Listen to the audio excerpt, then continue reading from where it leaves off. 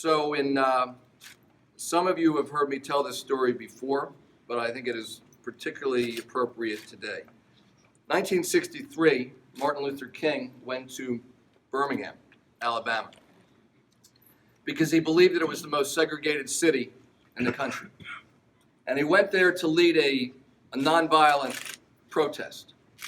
But when he got to Birmingham, he was arrested and he was put in jail. And when he got to jail, he received a letter from the members of the clergy in Birmingham. It was a letter that was printed in the form of an open letter that was printed in the local newspaper. And it was signed by 8 members of the clergy in Birmingham. And in this letter, essentially what the members of the clergy said is they said, "You should not have come to Birmingham. You are stirring the pot. You should have waited. And if you had waited, everything would have turned out okay." So Dr. King was sitting there in what's called the Birmingham City Jail. And he wanted to respond.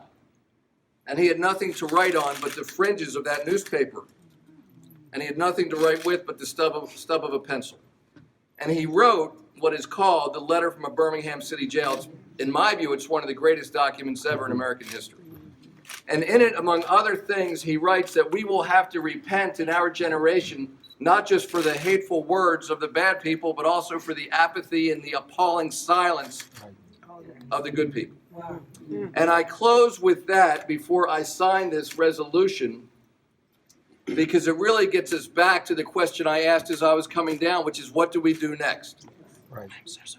Because it is not enough for us to refrain from the bad. It's not enough for us to be silent. We have to speak up and we have to do.